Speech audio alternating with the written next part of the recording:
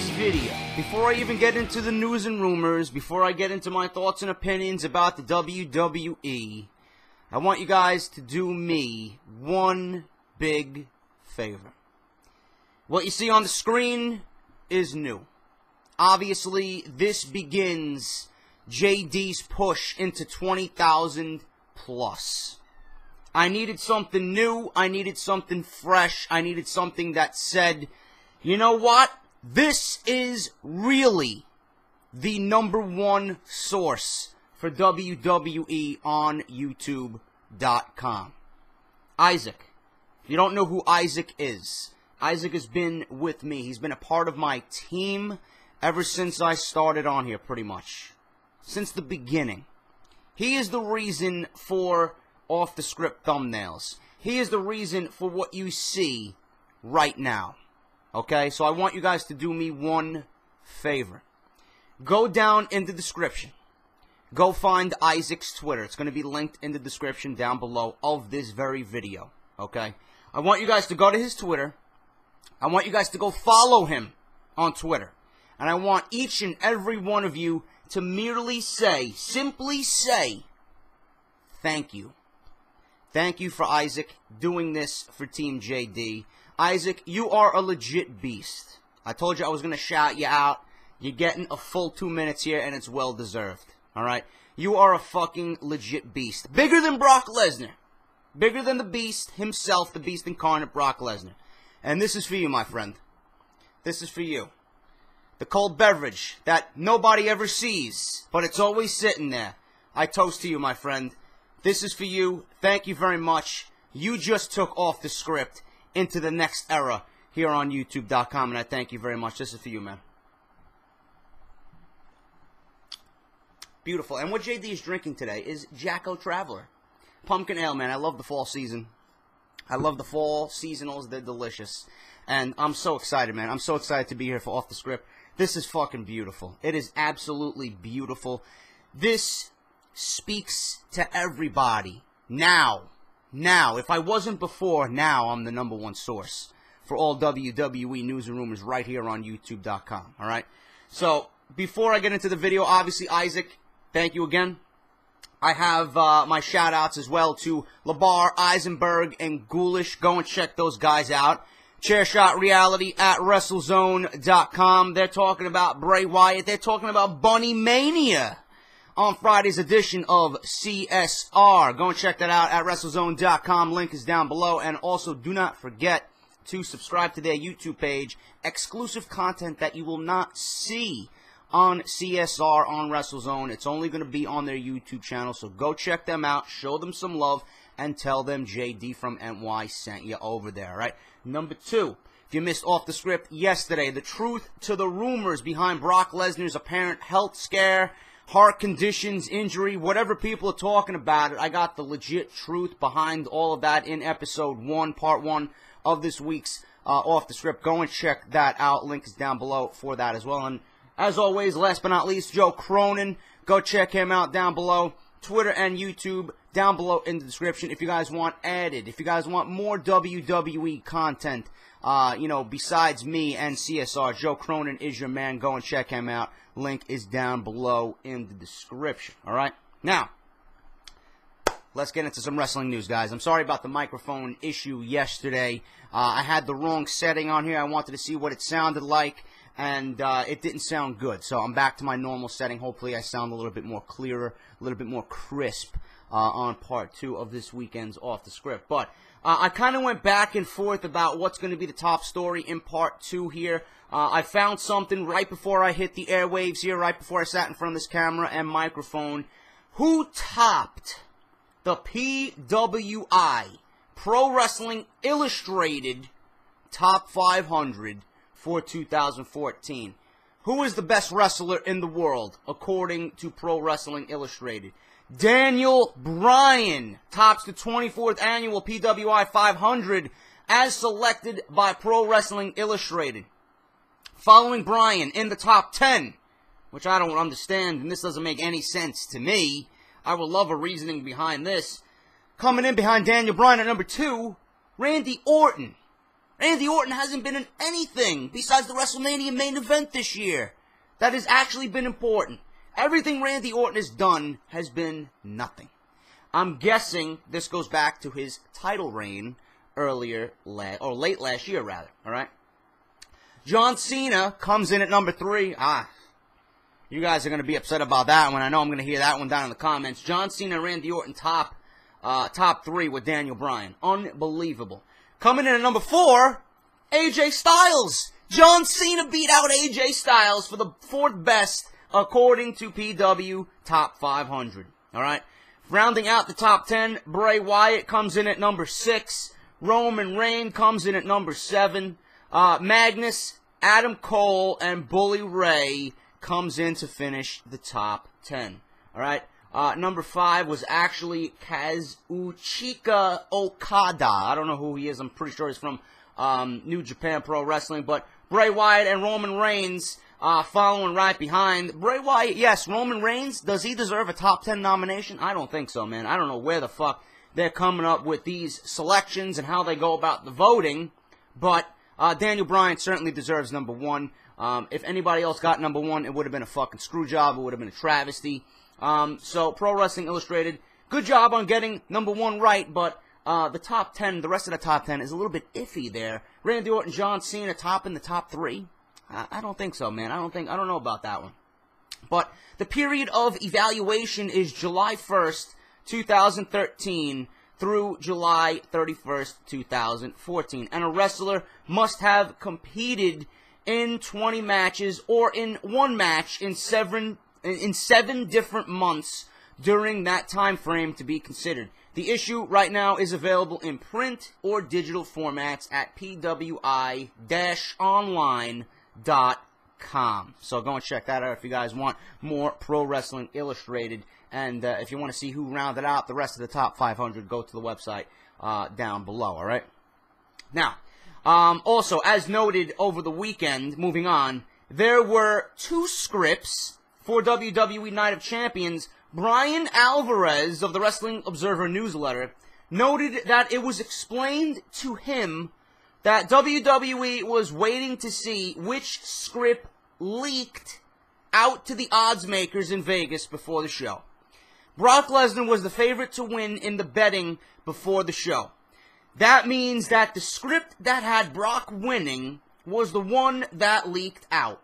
One script had Seth Rollins attacking Brock Lesnar with the briefcase. The other script had Seth Rollins attacking John Cena with the briefcase. So based on where the odds makers were going, that was going to determine what script they were going to use. They meaning the WWE. So in a nutshell, they did the opposite of what the odds makers thought was going to be the finish for Night of Champions.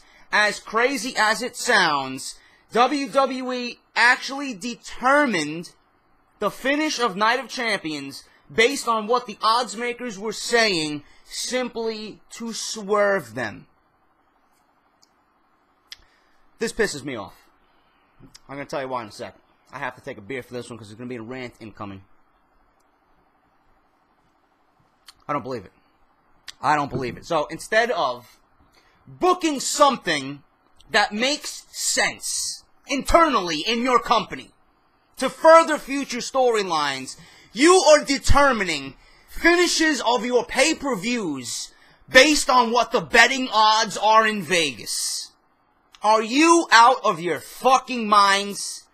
So because the Vegas odds makers have a leaked script, you're gonna go with a completely different direction, even though it doesn't make any sense, per se.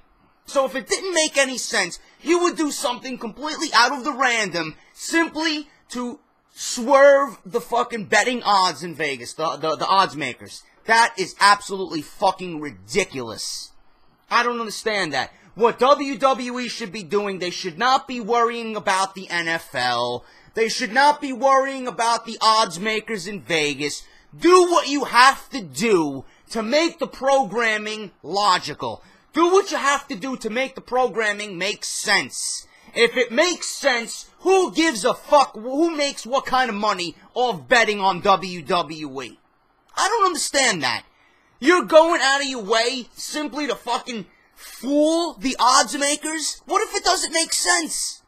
What if it doesn't make sense? Do what is right for your business. Fuck everybody else, man. This is the WWE's problem. This is the WWE's problem. They're worrying about everybody else but themselves. Subscribers to the network. NFL Monday Night Football. This one, that one, odds makers, leaked scripts. Shit happens. Make sure that your company, make sure that your storylines, make sure that what happens internally that we see on television makes sense. That's all I want. That's all that should matter to you, and that's all that should matter, period. I'm done ranting. I'm not even going to go on about that anymore. That's ridiculous. Absolutely fucking ridiculous that WWE is more concerned about the odds makers than making sure their product makes sense. Absolutely absurd. Regarding Seth Rollins attempting to cash in by interfering in John Cena vs. Brock Lesnar for the WWE Championship at Night of Champions, several ideas were discussed, but the idea of using Rollins was first brought up a few weeks ago, and they went back to that plan. WWE went with Rollins hitting Cena with the briefcase, essentially destroying his chance at redemption in an attempt to build Rollins as the top heel in the company. WWE officials are in a hurry to build new stars and felt that this was the best course of action as they build to the big plans they have for Rollins as a heel. Don't let them fool you. Some of that may be true. Some of that may be true. The reason why they're in a hurry to make Rollins and build him up as a legit fucking heel, the biggest heel in the company, is because they have nobody else, man. There is nobody else on the roster. You are decimated with injuries. Nobody gives a fuck about your product. And you have not built any new stars from the mid-card in years. Nobody cares about half of the fucking people you have on the roster. If you're not named Lesnar, if you're not named Cena, nobody fucking cares. Simple. Okay? The reason why WWE went with this finish at Night of Champions is because, like I said on my review, they had no other choice. Their only choice after following Summerslam and the way that match ended with Lesnar and Cena, you had to make Cena look somewhat decent in that match. You had to make Lesnar retain the title. The only way you had, the only chance that you had, the only booking decision that you had was Seth Rollins interfering. Okay? And now, if you look back on it, it doesn't even make sense. Because if it's not leading to another match with Brock Lesnar vs. John Cena at Hell in a Cell, what is the point of it? I'm glad we're not seeing Cena Lesnar anymore. It's done. It's done. He's done with his rematches. His failed attempt at the WWE Championship is come and gone. That ship has sailed. But I'm trying to tell you, if it was going to lead to a Brock Lesnar-John Cena match, yes, it would have made sense for Seth Rollins to interfere. Now that he interfered and Brock Lesnar's not even going to be at Hell in a Cell, what point is it? What is the point of it? There's none. Absolutely none. It makes zero fucking sense. So the reason why they did it is because they had no other idea to end Night of Champions. That's the reason why they did it. Seth Rollins is a heel? Yes. He's coming into his own. He's doing a great job at it. But the real reason why they went with that ending is because they had no other idea. It was the only choice, the only choice that they had to end Night of Champions. Do not let them fool you. Do not let them fool you. Alright, moving on. Roman Reigns going down with emergency surgery a couple of weeks back caused WWE's creative team to have to rewrite 3 days worth of TV in about 24 hours. Oh, the poor babies. Such a difficult job. Fucking assholes. This is the main reason why the backstage atmosphere at Night of Champions was said to be chaotic. You're going to let one man cause a chaotic scene backstage at Night of Champions? This is what your job is, man. Creative writing. Write. Think of new ideas. Always have a plan B, especially in this business when an injury can happen at any time. The simple fact that they did not have a plan B when Roman Reigns went down with an injury, it's their fault. Nobody but their fault, okay? So, it was a backstage atmosphere of chaotic, okay?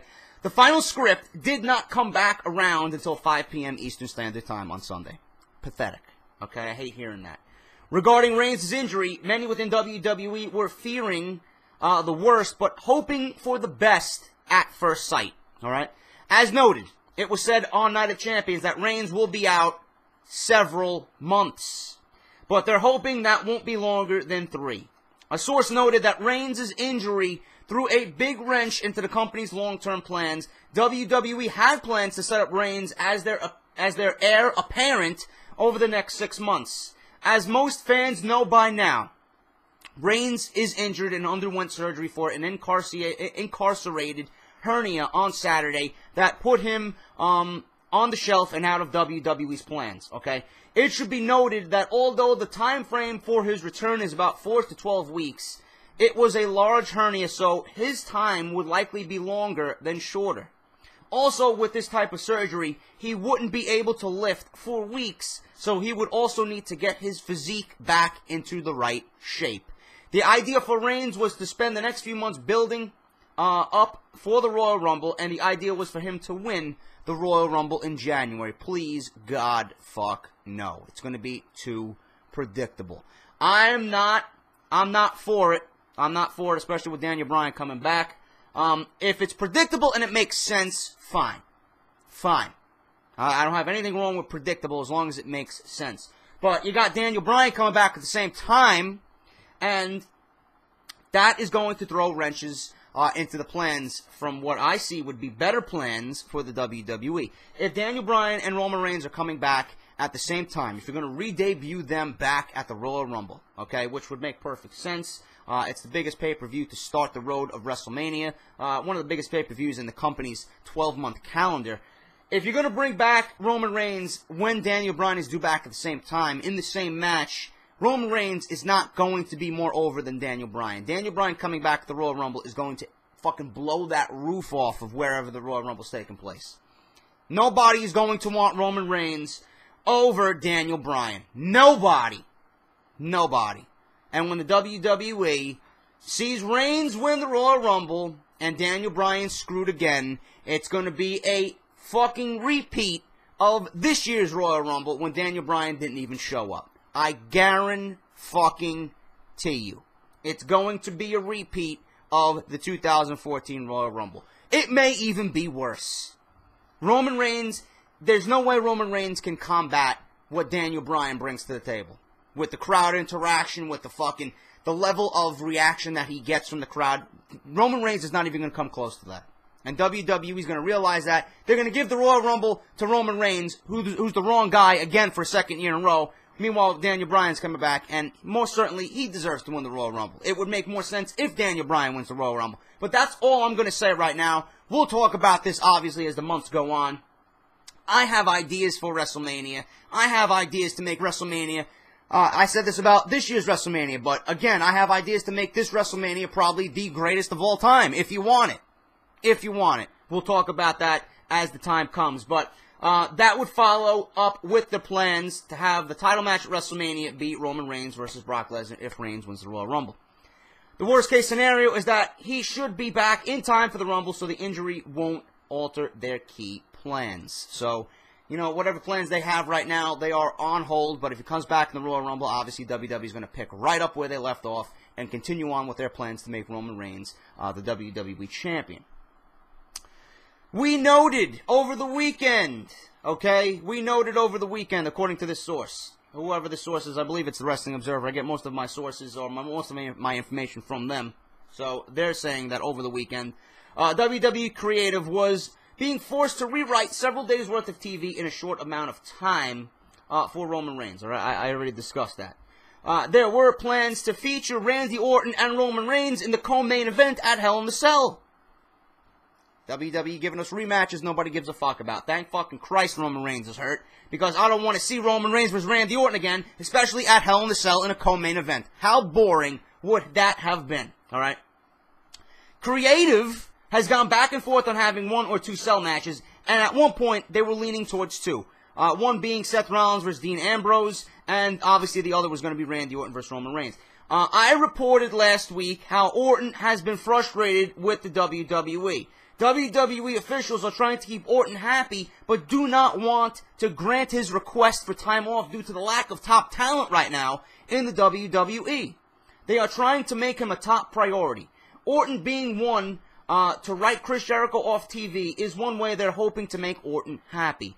This is also likely the reason for Orton vs. Ambrose at last week's Raw main event being changed to Orton vs. John Cena at the last minute. Alright? It will be interesting to see where creative goes with Orton headed into Hell in a Cell. Keeping Orton close to the authority is very much part of them trying to cater to him as a top guy. That's that with Randy Orton. Thank fucking God, like I said, we're not seeing Orton vs. Reigns at Hell in a Cell. Two more pieces of information, guys, before I end this week's part 2. WWE had been planning to spend the next few months building Roman Reigns up with the idea that he would win the Royal Rumble, go on to challenge the WWE Champion at WrestleMania 31. He will be out of action for a few months, but even in the worst case scenario, Reigns should be back in time for the Rumble, and plans may not have been changed that much. With Reigns out, it appears that Dean Ambrose will be getting the push as number 2 babyface in the WWE for now. Reigns and Daniel Bryan should be both back around the same time. Another superstar is expected to be back for WrestleMania 31, and that is Batista, possibly doing his farewell run. And finally, guys, this is going to get all the men quite excited. Alright? I'm going to tease you with this one a little bit. I'm not sure if most of you guys heard. If you did, you guys may know the answer to this one already, but I'm going to throw it out there as a little teaser just to see how you guys react. The Wrestling Observer newsletter reports that AJ Lee was among the people that had their nude photos leaked.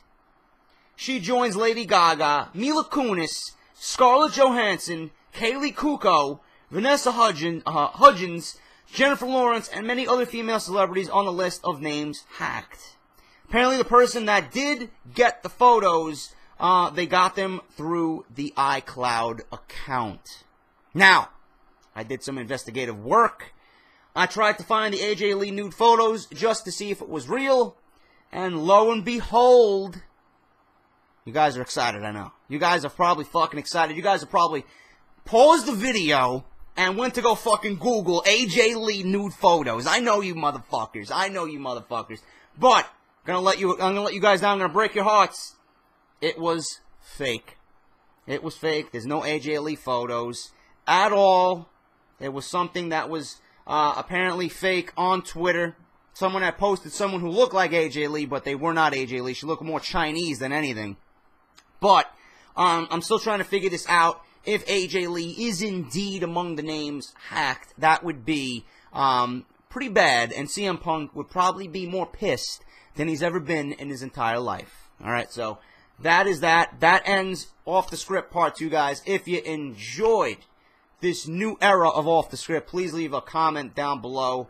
Leave a like on your way out the door. It greatly helps out my channel. I'm done. I'll be back with Part 3. You're not going to want to miss this one. How did Vince McMahon ruin this week's Monday Night Raw? I wonder what he did, folks. It should be no surprise if you've been following me for the months that you have. It should be no surprise. But, like I said, guys, leave a comment, leave a like on your way out the door. It really helps on my channel. I'll see you guys on Part 3. Until then, take care. This is your #1 source, truly, for WWE news and rumors right here on YouTube.com. All right? This is JD. I'll talk to you guys very soon. And Isaac, again, buddy, cheers, bro. Thank you very much.